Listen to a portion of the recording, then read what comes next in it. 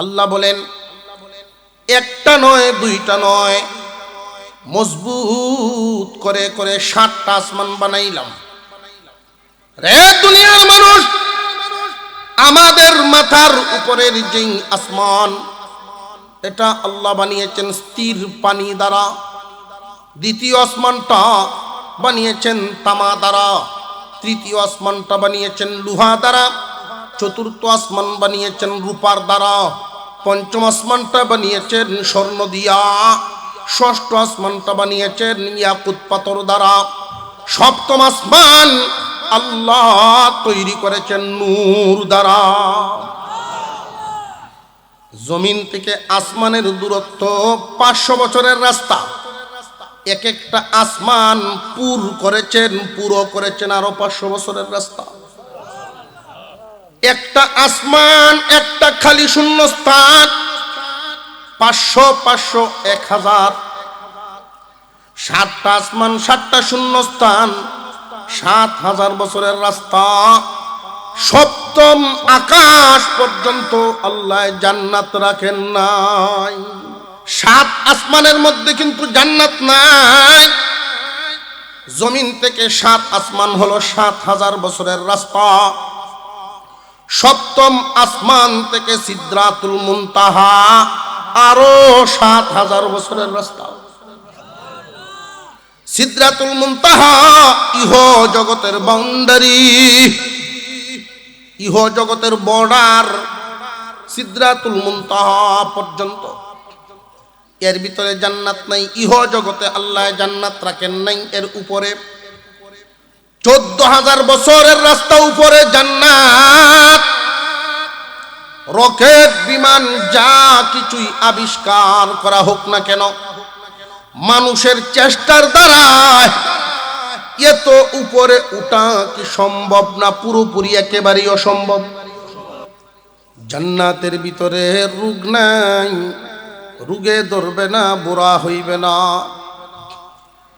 এই দুনিয়ার জমিনে মানুষের অন্তরের আকাঙ্ক্ষা, যার মালিকানায় যা কিছু আছে জীবনে কোনো দিন যেন আলাদা না হয়।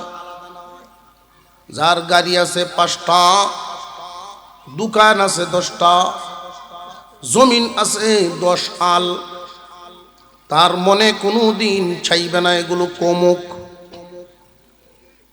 দুনিয়ার বাড়ি ঘর, সহায় সম্পদ, ধন দৌলত হাত ছাড়া হোক, এটা কেউ চায় না। কিন্তু এই দুনিয়ার জমিনে এই ধন দৌলত, বাড়িঘর, পরিবার পরিজন, এইগুলো কোনো দিন স্থায়ী হয় না। হয়তো কারোর কারোর ক্ষেত্রে জীবদ্দশায় চোখের সামনেই আগ জীবনে জমিন ছিল, শেষ জীবনে নাই। প্রথম জিন্দিগিতে এক হালতে, পরের জীবনে আরেক হালত। বা কারোর কারোর ক্ষেত্রে এমন হয়, যতদিন জিন্দা ছিল ততদিন মাল ছিল। এই মাল থেকে তার দূরত্ব তৈরি হবেই হবে। শেষ নিঃশ্বাস ত্যাগ করার পরে হইলেও ছাড়িয়া যাইতেই হবে। মনের এই চাওয়াটাও পূরণ হবে জান্নাতে। আল্লাহ যাকে যা দিবেন কোনোদিন তার হাত ছাড়া আর হবে না।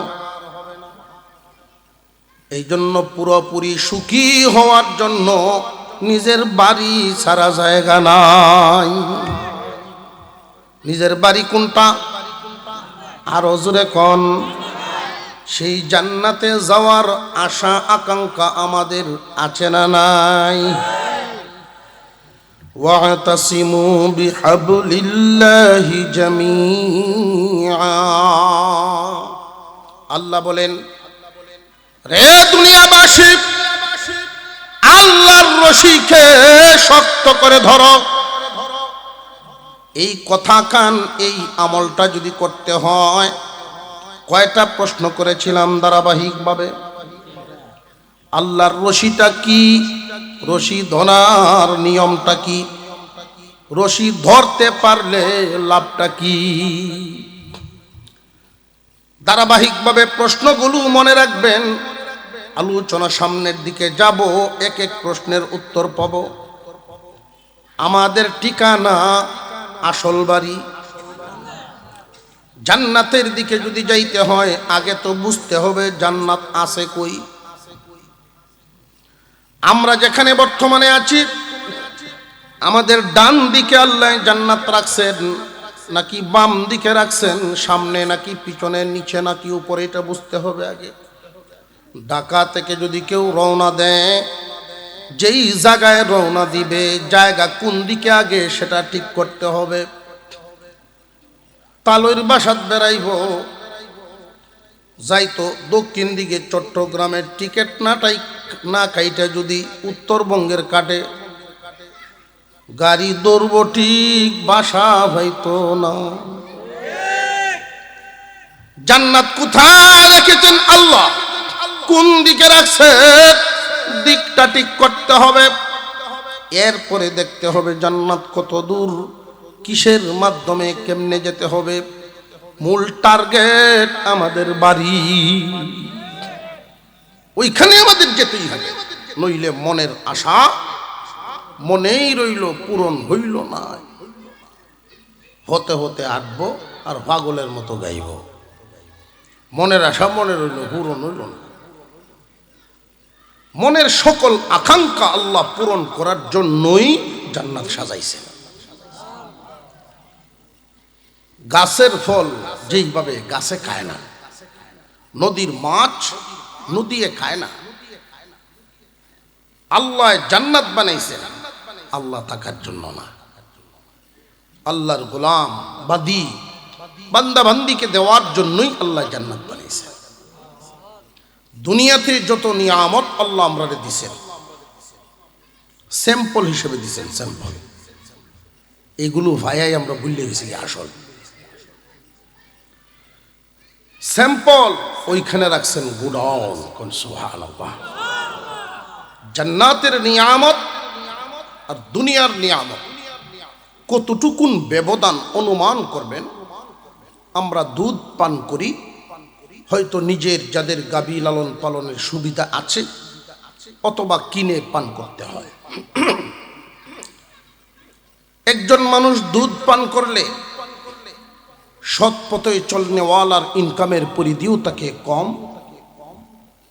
পরিবারে 1-1.5 লিটার 2 লিটার দুধ যদি পায়, এক কাপ একটা গ্লাস বাটি পরে, মজার রিজিক। এক গ্লাস পান করার পর জিহ্বায় মজা লাগিয়ে রয়েছে। আল্লাহ বলেন, ফেরেশতারা আমার বান্দার কাছে দুধ নামক নিয়ামত, এই রিজিক তো খুব মজা লাগে, আমার বান্দা তো খুব খুশি হয়। বান্দা যেদিন জান্নাতে আসবে এইভাবে কাপ দিয়া গ্লাস দিয়া বান্দাকে খাওয়াবো না, দুধের নদী বানায় রাখো। নদী আর কাপে যেই ব্যবধান, জান্নাতের নিয়ামত আর দুনিয়ার নিয়ামত সেই ব্যবধান। আদম হাওয়া দুইজন জান্নাতের ভিতরে ছিলেন। যেই দিন আমাদের আদি পিতা আদি মাতা আদম হাওয়াকে জান্নাত থেকে বের করা হয়, ওই দিন আল্লাহ কি বলেছিলেন, কি বলে বের করেছিলেন, দলিল খুঁজতে হবে জান্নাত কোন দিকে আছে। সূত্র তো বের করতে হবে, চাপার জুড়ে বললে হবে না, দলিল তো লাগবে। আল্লাহ বলেন, কুলনা বিতু মিনহা জামিআ। রে আদম হাওয়া, তোমরা সব নিচে নেমে যাও। জান্নাত থেকে বের করার সময় আল্লাহ যদি বলতেন বের হয়ে যাও, এটার অর্থ হইতো একরকম। যেহেতু আল্লাহ বলেছেন তোমরা সব নিচে নেমে যাও, এটার অর্থ হইছে আর একরকম। যেহেতু নিচে নামার কথা বলছেন, অটোমেটিক বোঝা যায় জান্নাত কোথায়, কোন দিকে আছে। বুঝাইছে নি? নিচে নামার কথা বলছেন, আদম হাওয়া দুজন নিচে নামছেন দুনিয়া নামক জায়গা। এই যে নিচে নামলেন, জান্নাত উপরে আছে, কতটুকুন উপর নিচ, কতটুকুন দূরত্ব এখন দেখব মিলাইয়া। যদি দেখা যায় 1000, 2000, 5000 বা 1 লক্ষ 2 লক্ষ মাইল দূর, তাহলে এই সলুকাবাদ পাশের আরেকটা গ্রামের সাথে মিলা 2 গ্রামে 2-3 হাজার মানুষ হবেন। জায়গা জমি সহায় সম্পদ যা আছে, গরু বাছুর সহ সব বেচা বিমান 2টা কিনিয়া 2 বিমান দিয়া 2 লক্ষ মাইল উপরে উঠলেই তো শেষ। সবচাইতে আশ্চর্যের ব্যাপার হবে, 1 লক্ষ 2 লক্ষ মাইল দূরের ভিতরে যদি হয়, এর মধ্যে যদি থাকে, আমাদের আগে বেঈমানরা পৌঁছে যাইব জান্নাতে। কারণ বিমান রকেট মুসলমানের কাছে বেশি না বেঈমানদের কাছে বেশি? এখন কি করা, কতটুকুন উপরে সেটা আগে হিসাব মিলাই। আমার ভাই, আমরা আসমানের দিকে তাকাইলে সর্বপ্রথম দেখতে পাই বেশি আলোকিত সূর্য। এই সূর্যটা পৃথিবী থেকে 13 লক্ষ গুণ বড়। 13 লক্ষ গুণ বড় সূর্য। 1-2 গুণ না, 100-200 গুণ না, 1000-2000 গুণ না, 1 লক্ষ 2 লক্ষ না, 13 লক্ষ গুণ বড় দুনিয়া থেকে সূর্য। এত বিশাল আকারের সূর্য বলের মতো দেখা যায়, ঠিক না বেটি? কারণ কি, যেই বস্তুটা যত দূরে হয় দেখতে তত ছোট লাগে। 10 তলা উপর থেকে নিচের দিকে তাকায়া দেখবেন, একটা মানুষকে যেমন দেখা যায় 20 তলা উপর থেকে আরো ছোট দেখা যায়। যেই বস্তুটা যত দূরে হয় দেখতে তত ছোট মনে হয়। 13 লক্ষ গুণ বড় সূর্য বলের মতো দেখা যাওয়ার কারণ, একটা হিসাব আমাদের সামনে পেশ করা হয়েছে কি পরিমাণ দূর। 9,30 লক্ষ মাইল দূর। আল্লাহু আকবার বলেন। 9,30 লক্ষ মাইল দূরে হইল এই সূর্য। এই জন্য আমাদের থেকে বহুদূর, তাই ছোট লাগে। আমরা কি উপরের দিকে তাকিয়ে শুধু সূর্যই দেখি, না আরো কিছু দেখি? তারকারাজি, আকাশ ভর্তি তারকা, মার্বেলের মতো দেখা যায়। এই দুনিয়া পৃথিবী থেকে 13 লক্ষ গুণ বড় সূর্যটা দেখা যায় বলের চাইতে একটু বড়, আর তারকাগুলো দেখা যায় মার্বেলের মতো। এক একটা তারকা হাজার হাজার সূর্যের চেয়ে বড়। হাজার হাজার সূর্য মিলে একটা তারার সমান হবে না। ওইটা যদি মার্বেলের মতো দেখা যায়, সূর্য তো 9,30 লক্ষ মাইল দূরে, তাহলে এত বড় তারকা সূর্যের চেয়েও হাজার গুণ বড়, সেই তারকা দেখা যায় মার্বেলের মতো। ওইটা কি 9 কোটির ভিতরে না আরো অনেক উপরে? সহজেই আপনারা বুঝতেছেন। আমরা কিন্তু জান্নাত তালাশ করতে উপরের দিকে রওনা দিছি। মুসলমান ইমানদার ভাইরা আমার, আমার আপনার পয়গম্বর বলেন, জমিন থেকে আসমান 500 বছরের রাস্তা। 500 বছরের রাস্তা। গতিবিধি কি হবে, কোন গতি হবে? যানবাহনের সব বাহনের গতি কি সমান না বেশ কম আছে? হাঁটার গতি, রিক্সার গতি, টমটমের গতি, হুন্ডার গতি, প্রাইভেটের গতি, বিমানের গতি, রকেটের গতি। আমার আপনার পয়গম্বর 500 বছরের রাস্তা দূরত্ব, 500 বছরের দূরত্ব, আসমান এবং জমিনের ব্যবধান। সবচাইতে দ্রুতগামী যানবাহন, দ্রুতগামীতে কোন বস্তু চলতে পারে? এই দুনিয়ার জমিনে আল্লাহর যত সৃষ্টি আছে সবচেয়ে দ্রুত চলে কোনটা? দ্রুত চলে হইল আলো। 1 সেকেন্ডে, এক একটা সেকেন্ডে আলো 1,86,000 মাইল যাইতে পারে। এই আলোর গতিতে 500 বছরের দূরত্ব। প্রথম আসমান, আলোর গতিতে 500 বছরের দূরত্ব হইল এই আসমান। আসেনি কোনো বিজ্ঞানী আলোর গতিতে চলতে পারে এমন যানবাহন আবিষ্কার করবে?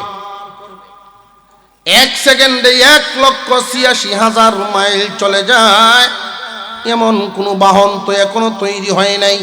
ভবিষ্যতে যদি কেউ তৈরি করেও পেলে, কোনো বেঈমান নাস্তিক যারা গবেষক বেশিরভাগ নামাজ কালাম বাদ দিয়া, দিনদারি বাদ দিয়া একই চিন্তায় গবেষণায় এটা যদি আবিষ্কার করেও ফেলে, তবুও আসমানে উঠতে পারবে না, প্রথম আসমানে যেতে পারবে না। তার কারণ হলো হায়াত তো 500 বছর নাই। কথা বোঝেন নাই? নাতি হুতি দুটি হগলটা মিলিয়া এর ভরে হইতো না। প্রথম আসমানের ভিতরে কিন্তু জান্নাত নাই। আমাদের উপরে যে আসমান আমরা দেখি, এই রকম আসমান আরো 6টা। আসমান কি আমাদের মাথার উপরে আল্লাহ একটা বানাইছেন না 7টা? الذي خلق 7 سماوات طباقا। আল্লাহ বলেন একটা নয়, 2টা নয়, মজবুত করে করে 7টা আসমান বানাইলাম। রে দুনিয়ার মানুষ, আমাদের মাথার উপরের যে আসমান, এটা আল্লাহ বানিয়েছেন স্থির পানি দ্বারা। দ্বিতীয় আসমানটা বানিয়েছেন তামা দ্বারা। তৃতীয় আসমানটা বানিয়েছেন লোহা দ্বারা। চতুর্থ আসমান বানিয়েছেন রূপার দ্বারা। পঞ্চম আসমানটা বানিয়েছেন স্বর্ণ দিয়া। ষষ্ঠ আসমানটা বানিয়েছেন ইয়াকুত পাথর দ্বারা। সপ্তম আসমান আল্লাহ তৈরি করেছেন নূর দ্বারা। জমিন থেকে আসমানের দূরত্ব 500 বছরের রাস্তা। এক একটা আসমান পুরো করেছেন আরো 500 বছরের রাস্তা। একটা আসমান, একটা খালি শূন্য স্থান 500, 500, 1000। 7টা আসমান, 7টা শূন্য স্থান, 7,000 বছরের রাস্তা। সপ্তম আকাশ পর্যন্ত আল্লাহ জান্নাত রাখেন নাই। واعتصموا بحبل الله جميعا। রে দুনিয়াবাসী, আল্লাহর রশিকে শক্ত করে ধরো। আল্লাহর রশিকে শক্ত করে ধরার জন্য আল্লাহর ওয়াজ বুঝার জন্য আমরা প্রশ্ন করেছিলাম, মনে আসেনি? আল্লাহর রশিটা কি? রশি ধরার নিয়ম কি? ধরতে পারলে আমাদের লাভটা কি? 7 আসমানের মধ্যে কিন্তু জান্নাত নাই। জমিন থেকে 7 আসমান হলো 7,000 বছরের রাস্তা। সপ্তম আসমান থেকে সিদরাতুল মুনতাহা আরো 7,000 বছরের রাস্তা। সিদরাতুল মুনতাহা ইহ জগতের বাউন্ডারি, ইহ জগতের বর্ডার সিদরাতুল মুনতাহা পর্যন্ত। এর ভিতরে জান্নাত নাই। ইহ জগতে আল্লাহ জান্নাত রাখেন নাই। এর উপরে 14,000 বছরের রাস্তা উপরে জান্নাত। রকেট, বিমান, যা কিছুই আবিষ্কার করা হোক না কেন, মানুষের চেষ্টার দ্বারা এত উপরে উঠা কি সম্ভব না? পুরোপুরি একেবারেই অসম্ভব। পরে দুনিয়া অনেক নিচে, আমরা অনেক নিচে, জান্নাত অনেক উপরে, অথচ আমাদের প্রত্যেকের আকাঙ্ক্ষা বাড়িতে যাব, প্রত্যেকের চাওয়া আমাদের বাড়িতে যাব। আল্লাহ চান বাড়িতে নেওয়ার জন্য, কোন সুবহানাল্লাহ। কেমনে চান, কিভাবে চান, কথাটা বুঝেন। কোনো মানুষ যদি নিচে কোথাও পড়ে যায়, কথার কথা একটা কুয়ার ভিতরে মানুষ পড়ে গেল, কুয়াটা বড় অন্ধকার গভীর কুয়া, কুয়ার মানুষটারে যদি উপরে উঠাইতে হয়, মোটামুটি 4 কাজের সমন্বয়ে মানুষটারে উঠানো যায়। উপর থেকে কিছু ছাড়বেন, যা ছাড়বেন জেনতেন করে ছাড়লে হবে না, মজবুত করে ছাড়বেন। নিচের লোকটা শক্ত করে ধরবে, উপর থেকে আবার টানবেন। কয় কাজ? উপর থেকে কিছু ছাড়তে হবে।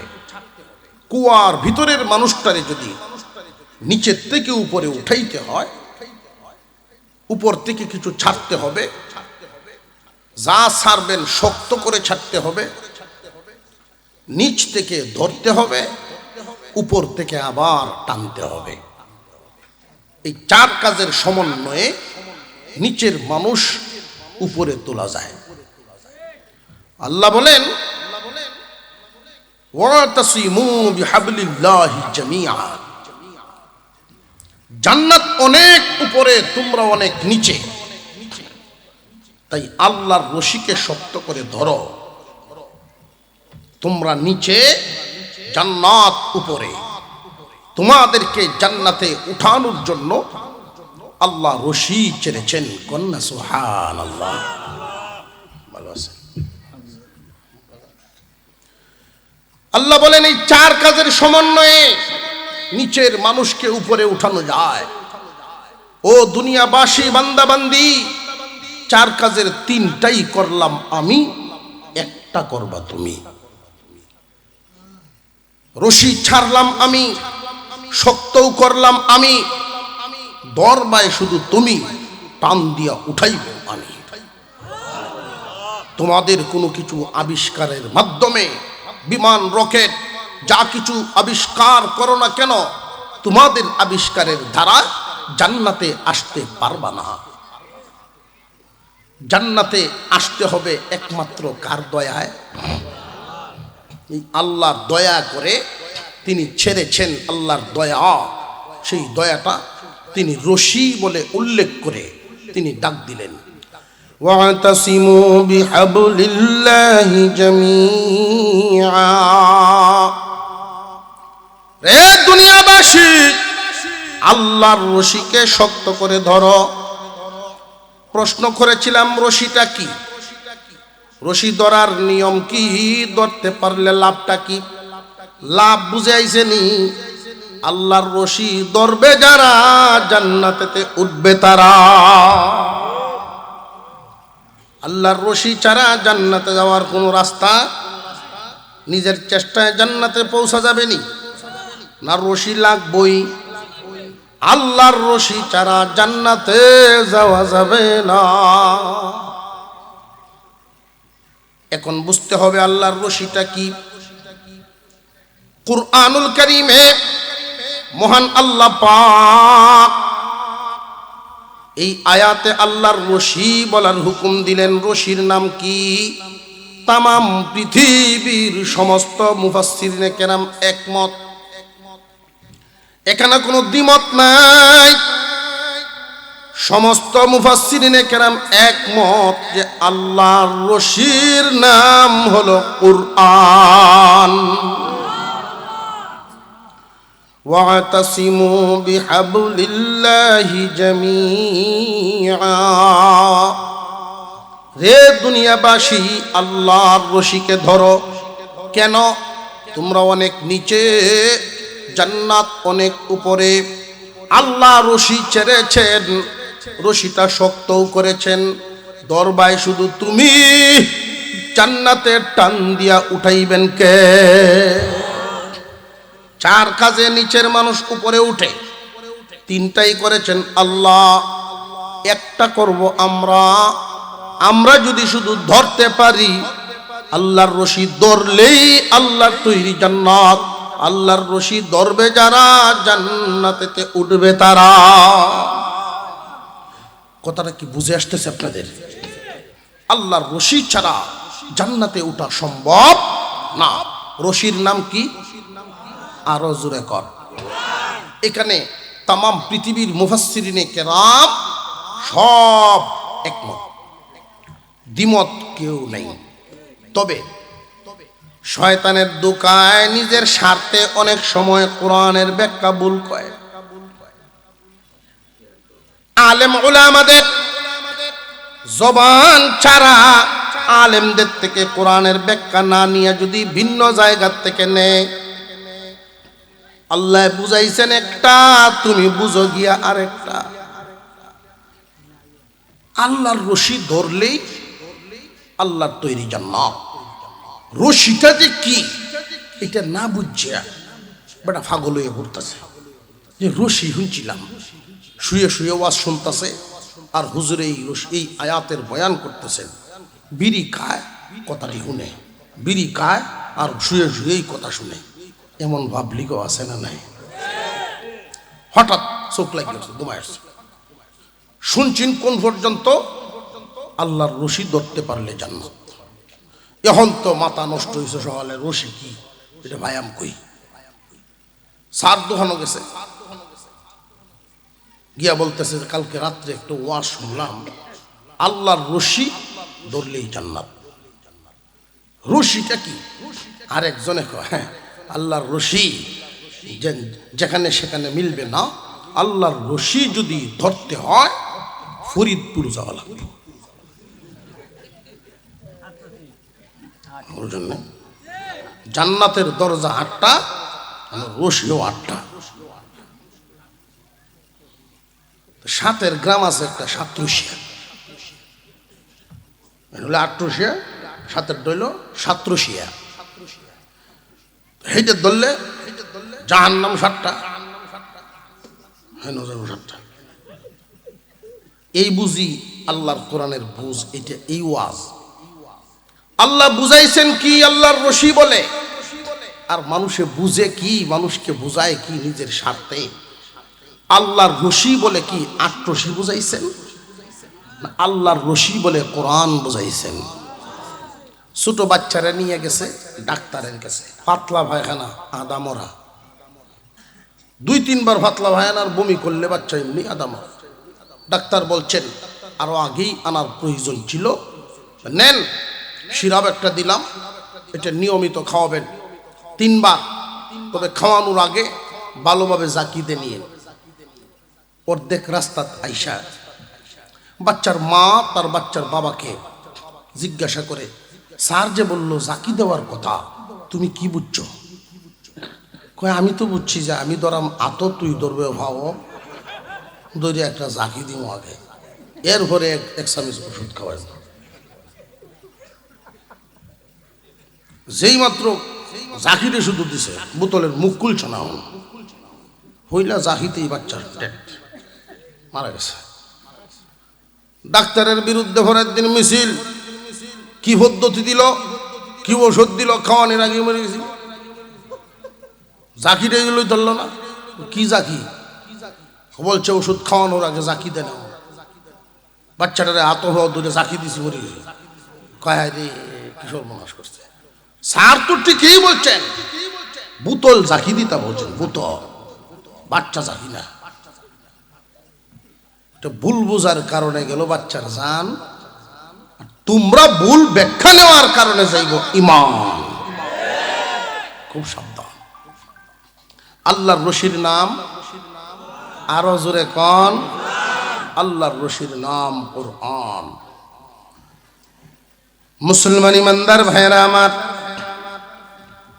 আল্লাহ পাক রব্বুল আলামিন রশি ছেড়েছেন, রশিটা শক্ত করেছেন। কুরআনুল কারীমে কোনো ভুল আসেনি, সন্দেহ আসেনি? কোরআনে কোনো ভুল নাই, মজবুত। ছেড়েছেন কে? কোরআন নামক রশি ছেড়েছেন আল্লাহ, শক্তও করেছেন, নির্ভুল করেছেন আল্লাহ। দরবা শুধু তুমি টান দিয়া উঠাইবেন তিনি। এখন প্রশ্ন হলো, কুরআনুল কারীমকে আল্লাহ রশি বললেন কেন? নিচের মানুষকে উপরে উঠানোর জন্য যা ছেড়েছেন, এটাকে রশি কেন বললেন? মইও তো বলতে পারতেন। প্রশ্ন জাগে না জাগে না? তাফসীর মাহফিল তো এই জন্য এইভাবে বলতে হয়, তাফসীরি হাইসিয়তে বলতে হয়। আল্লাহ তো রশি না বলে মইও বলতে পারতেন। মই দিয়া নিচের মানুষকে উপরে উঠানো যায় না যায় না? মহান আল্লাহ পাক মই না বলে রশি বলার কারণ হলো, নিচের মানুষকে উপরে উঠানোর জন্য যদি মই ছাড়ে, আর সেই মই তার কাঁধে লাগলে, মানুষটা যদি জোয়ান হয় আঘাতটা হয়তো সহ্য হইতে পারে, কিন্তু বুড়ো হইলে, কথা বুঝে আসতেছে, বুড়া হইলে আঘাত পেয়ে মাথা গোড়াতে হইলেও যেতে পারে, হরে আর উঠবো কেমনে? শিশু বাচ্চা হলে, শারীরিকভাবে দুর্বল হলে এই আঘাতটা, এই মইয়ের বহন সহ্য করতে নাও পারে, যদি তার কাঁধে পড়ে মাথায় পড়ে বহন করতে পারবে না। আর রশি তোলার মাধ্যম হিসেবে রশি যে ছাড়লেন, যে কোনো বয়সে, যে কোনো ধরনের, যে কোনো বর্ণের, সব ধরনের মানুষ রশির ওয়েট, ওজন বহন করার ক্ষমতা আছে না নাই? আল্লাহ বুঝাইলেন, আমার রশি কুরআনুল কারীম, কোরআন নামক রশি যে দিলাম, এই রশির যত বিধি বিধান, কোরআনের যত বিধি বিধান, এমন কোনো বিধান নাই যেই বিধান মানুষের গ্রহণ করার ক্ষমতা নাই। কোরআনে এমন কোনো বিধান নাই যেই বিধান মানুষের বহন করার ক্ষমতা নাই। সব বয়সের মানুষ, সব ধরনের মানুষ, সুস্থ মানুষেও আল্লাহর হুকুম পালন করতে পারে সুস্থ তরিকায়, অসুস্থ মানুষেও আল্লাহর হুকুম পালন করতে পারবে, তার জন্য অসুস্থ তরিকা। ঠিক না বে ঠিক? দাঁড়াইতে পারে না যেই মানুষ, তার উপরে শরীয়ত এই কথা বলে না তোমার নামাজ হইতো না। যার যার হালত অনুযায়ী শরীয়তের মাসআলা আছে না নাই? আল্লাহর কোরআন নামক রশি এমন ভাবেই আল্লাহ করেছেন, গড়েছেন, বান্দার জন্য ছেড়েছেন। ভুল নাই কিন্তু দুর্বলতা নাই। আমরা যারা দাঁড়িয়ে আছি মেহেরবানি করে বসে যাই। অনেক ফাঁকা জায়গা সামনে, ফাঁকা ফাঁকা জায়গা এখনো আছে, ইচ্ছা করলে তো আমরা বসতে পারি। আমরা প্রত্যেকের সামনের ফাঁকা জায়গা বন্ধ করতে পারি। মেহেরবানি করে 2 মিনিটের জন্য মর্দে মুজাহিদ যুবক ভাই যারা আছেন, আল্লাহু আকবার বলে দাঁড়ায় যান তো দেখি। দেখি দাঁড়াইতে পারেননি, দাঁড়ায় যান দেখি, কে কে দাঁড়াইতেছে? মাশাল্লাহ মাশাল্লাহ, আলহামদুলিল্লাহ। প্রত্যেকেই বিসমিল্লাহ বলে সামনের দিকে 2 কদম আগায় যান। যাদের সামনে 2 কদম আগ্রহীর মতো সুযোগ আছে, আমাদের দিকে চলে আসেন, সামনের দিকে আসেন। মাশাআল্লাহ, নারে তাকবীর, নারে তাকবীর। এখন আবার বিসমিল্লাহ বলে বসে পড়েন। দেখেন কি পরিমাণ জায়গা ফাঁকা বাইরে হয়ে গেছে, পিছনে খালি কি লাগা তুইছে দেখ করো। এমনি টানাম যে একটু আগ্রহী, সেই শ্রেয়ার কত কোনাইব,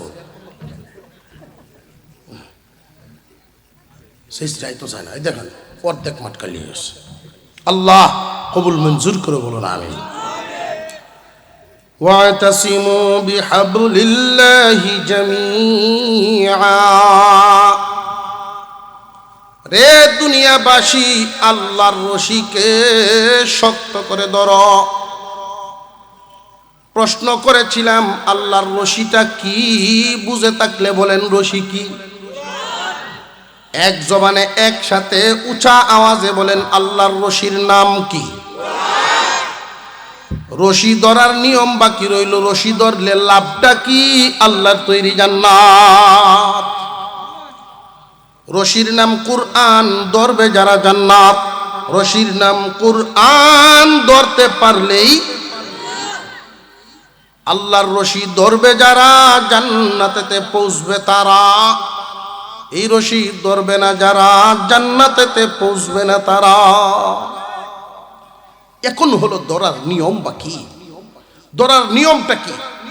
সব ধরা একরকম না, ধরায় ধরায় বেশ কম আছে। কুরআনুল কারীম যেহেতু আল্লাহর রশি, কেউ যদি মনে করে মসজিদে কোরআনের কপি আছে, প্রায় বাড়ি বাড়িতে আছে, বা দোকান থেকে 150 টাকা দিয়া একখানা কপি আইনা যদি মজবুত করে ধরলেই জান্নাতে যাওয়া যায়, তাহলে না হয় সকাল বিকাল 1-2 বার করে ধরলাম। এই ধরা সেই ধরা না। গান শিখায় গানের মাস্টার, 3 মাস পরে কয় আপনার ছেলে শিল্পী হতে পারবে না। গানের মাস্টার আছে না নাই? শহর প্রায় বাসাতেই রাখা আছে। সপ্তাহে 3 দিন ক্লাস, 5000 বেতন। আর কোরআন শরীফ পড়ায় যে হুজুরে মসজিদের ইমাম মুয়াজ্জিনে হাবিব সাহেব, সপ্তাহে 6 দিন, বেতন 600। এটা 3 মাস বাহি। আবার জিগায় হুজুর শুক্রবারে আইন না, কিন্তু বরকতের দিন কি তাও নেমনে। সপ্তাহে 3 দিন গান শিখায়, 5000 বেতন। জেনে রাখবেন, যেই জাতির কাছে কোরআনের দাম কমে যায়, আল্লাহর কাছে তাদের দাম কমে যায়। দ্রব্যমূল্যের দাম কমতো, নিজের দাম নিজেরা কমাইলাম, কোরআনের দাম দেই না, জিনিসের দাম কমবো কেমনে? রিজিক দেওয়ার মালিককে। মুসলমান ইমানদার ভাইরা আমার, সব ধরা একরকম না, ধরায় ধরায় বেশ কম আছে। আমার ছেলে শিল্পী হইতে পারবে না, কারণ কি? সুর ধরতে শিখে না, সুর ধরতে পারে না। ছাত্র কয় স্যার আপনি তো একদিনও কইলেন না যে সুর ধর, আর কয়টা দিন সুযোগ দেওয়া। পরের দিন আয়া যখন স্যারের টান দিয়া, বেলার টান দিয়ে হ্যাঁ সুর ধর, এমনি গলার টিভাতে ধরছে। গলার টিভা দিলে মানুষ দুর্বল হয়ে যায়। স্যারে তোমার তালা রাইতেছে, মনে হচ্ছে দরাটা উইছে না, একটি ভাই সার মারিয়েছে। ধরায় ধরায় বেশ কম আছে। সুর ধরা কি গলার টিভাতে ধরো না, এই সুরটার সাথে মিলানি হলো ধরা। আল্লাহর কালাম, আল্লাহর রশি ধরার নিয়ম। ওয়াতাসিমু বিহাবলিল্লাহি জামিআ।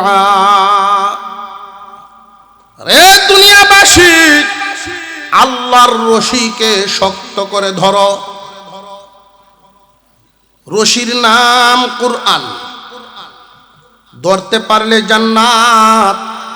ধরার নিয়ম শক্ত করে ধরতে হবে। শক্ত করে যদি কোনো কিছুতে ধরতে হয়, হাতের কয় আঙ্গুল লাগে? আরো জোরে কোন? 5টা আঙ্গুল দিয়েই মজবুত করে ধরতে হবে। খুব খেয়াল করেন আঙ্গুলগুলোর দিকে, কিভাবে আল্লাহর কালাম, আল্লাহর রশি ধরবেন। 1 নাম্বার আঙ্গুলটার নাম ঈমান।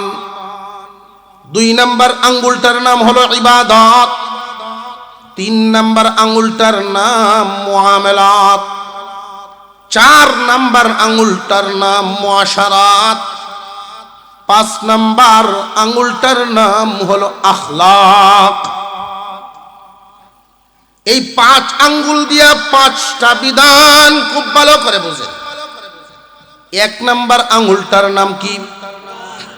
আরো জোরে কর। জামডি মাইরে বয়ে তো লোকটি। ঈমান ছাড়া কোনো গতি নাই। বিধর্মী অনেক মানুষ দেখবেন, কথাবার্তা বালা, কেউর ক্ষতি করে না, কেউরে ওজনে কম দেয় না, ভালো মানুষ। এরপরেও তার কপালে জান্নাত নাই কেন? ঈমান নাই। এই জন্য সারাদিন একজন মানুষ সুনামগঞ্জ সারা শহর ঘুরলো আর দোকান থেকে জিনিস লইল। সারাদিনে জিনিস যদি কিনে আর ব্যাগত কি পরিমাণ ব্যাগ ভরার কথা, কিন্তু আফসোসের ব্যাপার হইল এর ব্যাগের তলা নাই। কয়টা জিনিস বাড়িতে আইব? একটাও না। যেই মানুষের ঈমান নাই ভালো কাজের দাম নাই। এক নাম্বার আঙুলটার নাম হলো ঈমান। ঈমান কারে কয়? ঈমান নিয়ে আলোচনা করলে একটা অধিবেশন দরকার। একজন আর একজনরে দেখবেন গাইল দেওয়ার সময় তোর মতো বেঈমান আর নাই। বেঈমান কারে কয়, ঈমানদার কারে কয় এটাই আমরা জানি না।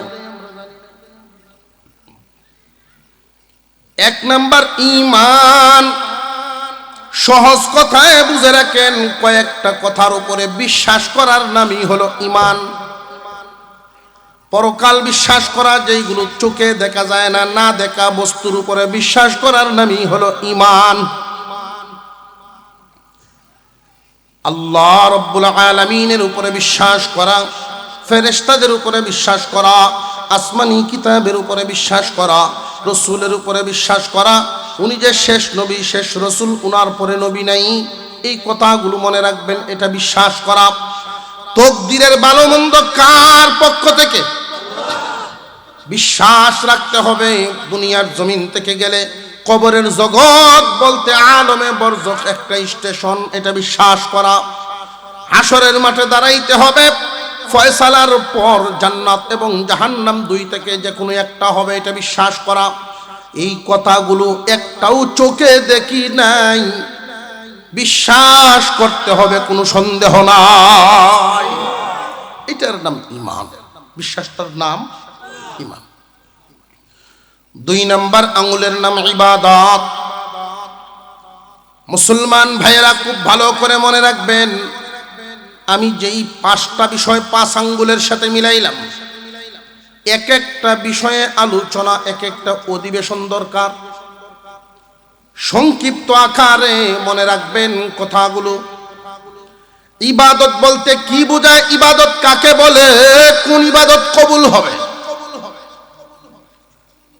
আদম আলাইহিস সালাম থেকে নিয়ে কিয়ামত পর্যন্ত যত মানুষ এসেছেন আরো আসবেন, সমস্ত মানুষগুলো আল্লাহ বানাইছেন ইবাদতের জন্য। ওয়ামা খালাকতুল জিন্না ওয়াল ইনসা ইল্লা লিয়াবুদুন। মানব দানবকে আল্লাহ বানাইছেন আল্লাহর ইবাদতের জন্য। যুগে যুগে অসংখ্য অগণিত নবী পাঠাইছেন ইবাদত শিক্ষা দেওয়ার জন্য, ইবাদতের নিয়ম শিক্ষা দেওয়ার জন্য। নইলে এক একজন এক একভাবে সেজদা দিব, এক একজন এক একভাবে রুকু দিব, এক একজন এক এক রকম ইবাদত করা শুরু করবে। এই জন্য আল্লাহ মানুষ পাঠাইছেন ইবাদতের জন্য, নবী পাঠাইছেন ইবাদত শিখানোর জন্য।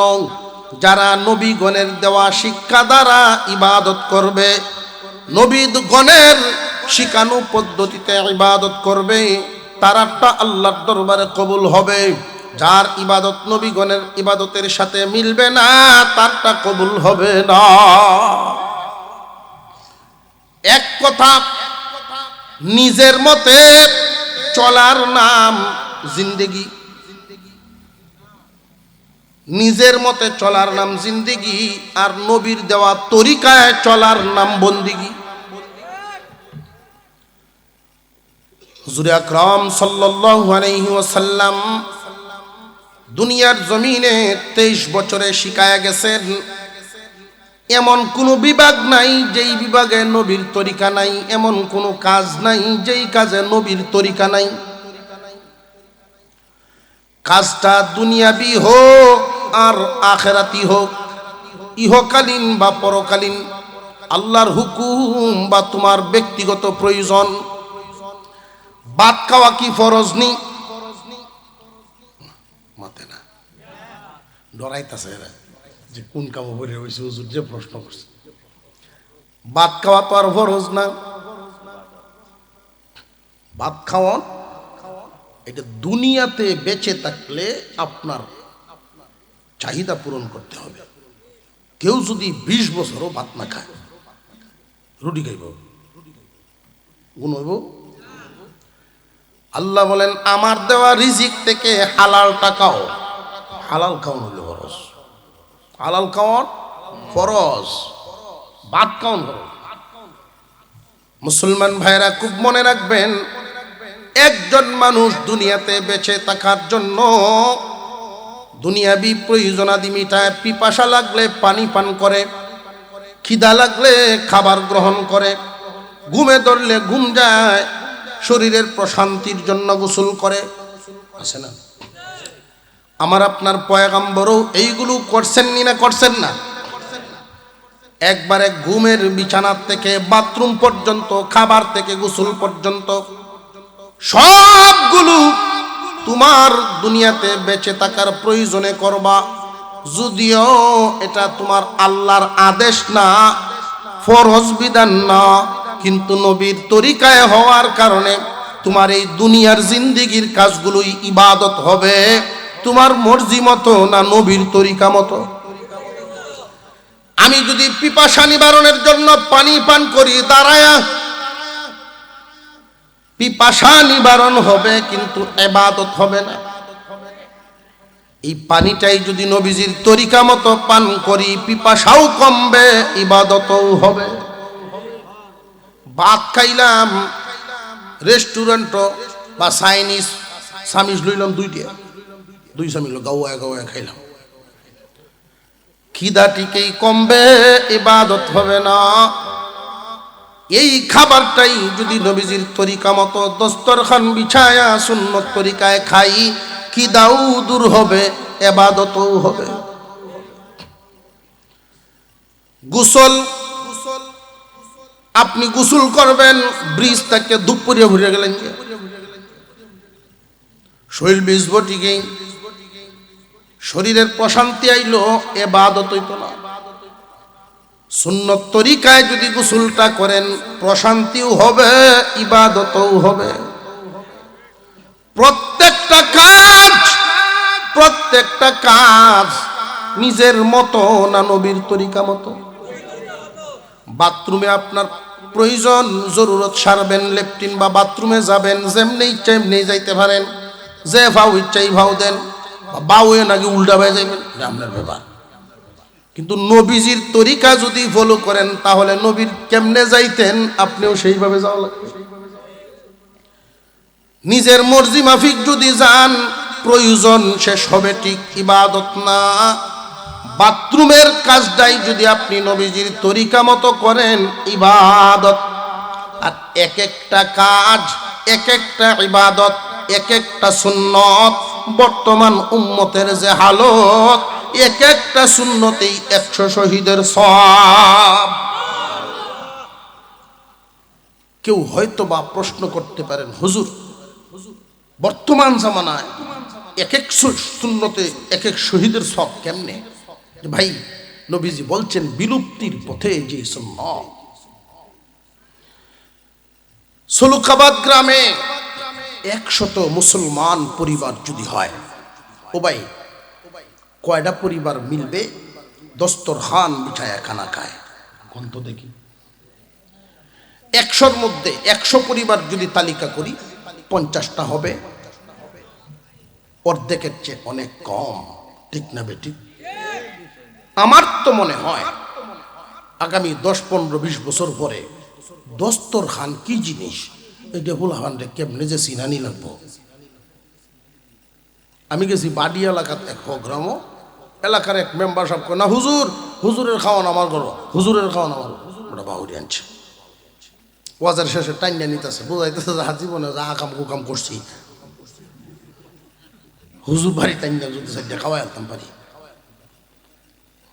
দা উল্টা পাল্টা নিয়ে কুবাইলে দা নষ্ট হইতো না, পরে দেখবেন দাঁড় কমেছে না। আগের হুজুররা ভু দিলে আগুন লেগে উঠত, আমরা বুতা হইলেন আবল তাবল খাওয়াইয়া নিয়ে। কথা বুঝে আসতেছে? মেম্বারের নিচে খুব যত্ন নিয়ে আহা পায়া যে বাঁশটা খুলছে, বাঁশটা খুলে 2-2.5 আলিও তেল চোরা পড়ছে সামনে। ভাই আমরা দোস্তরা না ডুলেট জিভাতেই তাক একটা গামছা বিছাই দেবেন।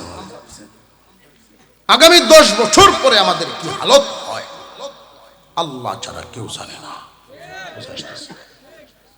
এক একটা সুন্নত, নবীজির তরিকায় জীবনযাপন করা, নবীজির তরিকায় ইবাদত পালন করার নাম বন্দিগি। নিজের মর্জি মাফিক করার নাম জিন্দিগি। জিন্দিগিটা যখন বন্দিগিতে পরিণত হবে তখন কামিয়াব ইবাদতকারী হবেন। মুআমেলা, মুআশারা, আখলাক। মুআমেলা হলো দুনিয়ার লেনদেন যেন ঠিক থাকে। মুআশারাত আচার আচরণ ব্যবহার, মানুষের সাথে সুযোগ পাইলেই যে, ক্ষমতা থাকলেই যে ব্যবহার না, তোমার আচরণে যেন মানুষ খুশি থাকে। 5 নাম্বার আখলাক, চরিত্র। আল্লাহ আমাদেরকে বুঝে আমল করার তৌফিক দেন, আমরা বলি আমিন। আরো জোরে বলেন আমিন। ওয়াতাসিমু বিহাবলিল্লাহি জামিআ। রে দুনিয়াবাসী, আল্লাহর রশিকে শক্ত করে ধরো। আওয়াজ দিয়ে বলবেন বুঝে থাকলে আল্লাহর রশির নাম কি? ধরার নিয়ম কয় আঙ্গুল? 1 নাম্বার আঙ্গুল হলো ঈমান।